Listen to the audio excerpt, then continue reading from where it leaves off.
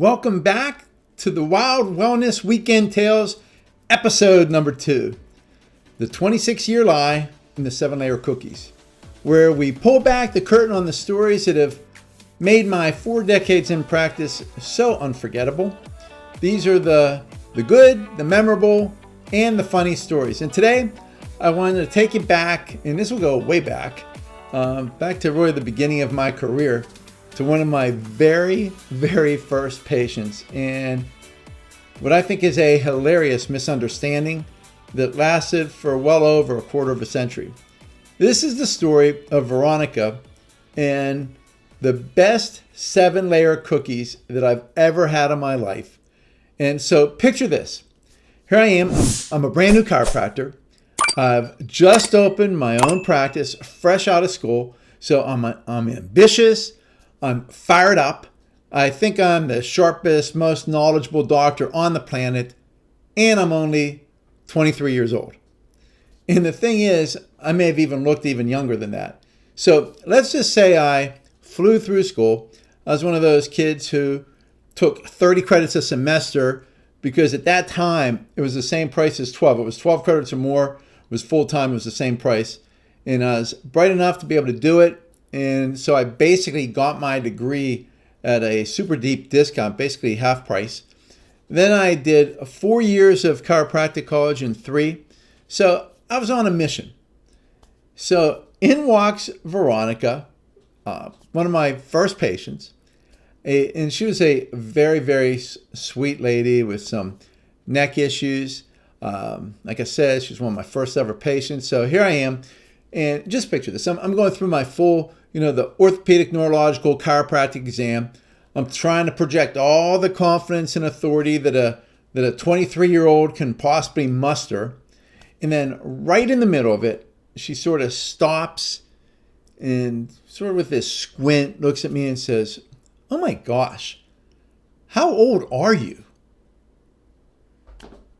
And the way that she said it, I knew it wasn't a compliment. And I could feel the doubt just radiating off of her at that time. So my mind starts racing. And I'm thinking, if I tell her I'm 23, she's probably going to walk right out that door. But here I am. I'm a huge, big believer in honesty. I just don't lie. And I wasn't going to lie here. But here I am. I was in a real predicament. So I tried to be a little clever, and I looked at her and I said with what I hoped was, at that time, a mature and doctorly tone, "Well, I'm not even 30 yet." And her eyes went wide open. She gasped and she burst out, "Oh my gosh, I'm going to a 29-year-old doctor." And, all I thought is, here, and by the way, she's giving me a little bit of a hard time. She starts teasing me about being so young. And the whole thing was, all I could possibly think of was, I never said I was 29, but if she thinks that's too young, I can't even imagine what she's going to do if she knew that I was 23. So I sort of just let it ride. I figure, what else can I do? And that was probably the best in that situation. But here's where that situation got a little bit stickier after that. Because so she goes on, she says, "So when's your birthday?" It's like, when are you going to turn she's thinking, when am I going to turn 30, I'm sure. But she says, "When's your birthday?" And I told her, February 6th. And her face lights up. She goes, "Oh my gosh, that's my youngest sister's birthday. She's 39 years old. She's exactly 10 years older than you." Okay, so, and right there, the trap was set, because from that day forward, in Veronica's mind, I was permanently 6 years older than I actually was. And every single year on February 6th, she'd come into the office with a plate of the most delicious homemade 7-layer cookies that you ever tasted. And seriously, to this day, no one's has come close. And so this went on for years, well, actually decades. And she was my patient until the day that she died. And every year, like clockwork, I was getting older, But in reality, I got older from a starting point of 29. So now let's fast forward to February 6th, 2009, a very specific birthday. It was my 50th birthday. So I walk into the office and my staff went all out. There's balloons, there's banners, there's streamers, there's signs everywhere. Happy 50th birthday. You know, it was so nice. It was so thoughtful. And I should have been thrilled. But all I felt at that time was this slow, creeping dread. You know, all I could think of was, oh no, I really, really hope that Veronica doesn't come in today. And, you know, at this time, she was getting, you know, she's older. And I didn't see her quite as much, but I would see her, but I was hoping, I hope she doesn't come in. But I knew, I just knew she never missed my birthday because, and she never forgot it because it was her sister's birthday too. So the thought of that though was just torturing me all day. And I was thinking, you know, can I take this down? But I can't take it down. My staff just put this all up and they want to let all the patients know they come in. And so I'm thinking, you know, what am I going to say? How can I possibly explain what was essentially an unintended 26-year-long lie? You know, so my mind's reeling at this point because I didn't really have a good answer. You know, I'm going to be busted. And then later in the afternoon, sure enough, it happens. I walk into an adjusting room. There she is, Veronica. And of course, in her hands is a plate of those legendary 7-layer cookies.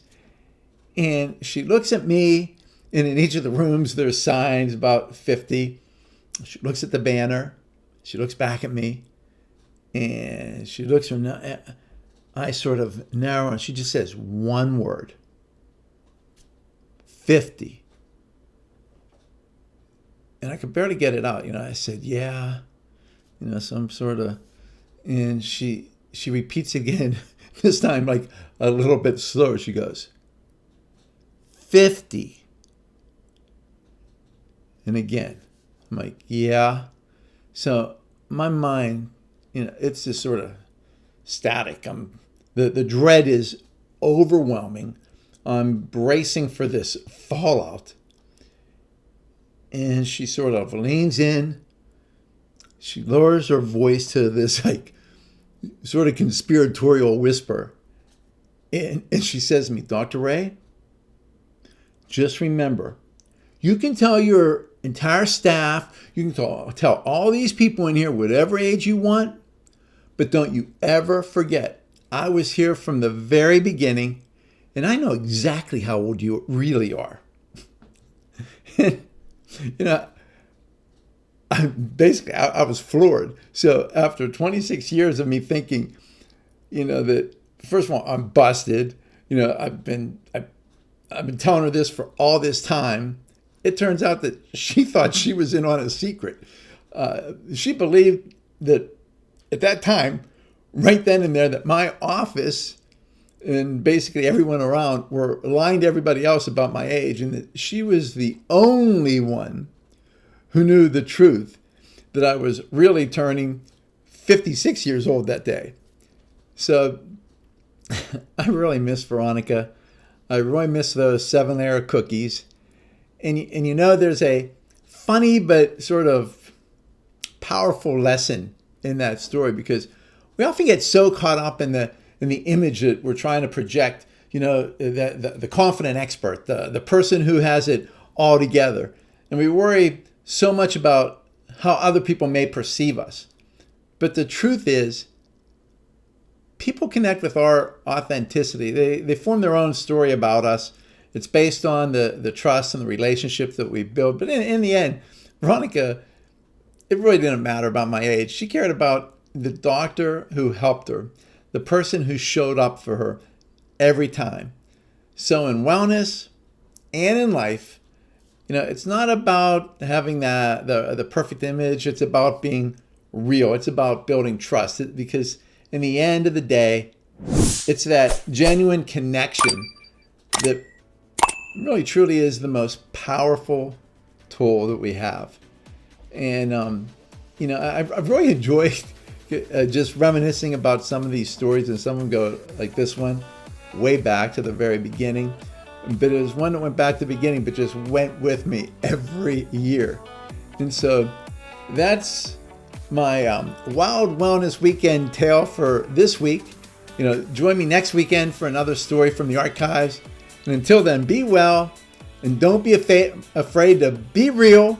And boom, unleashing a health revolution that's high tech and high touch with food pharmacy and wellness technologies.ai.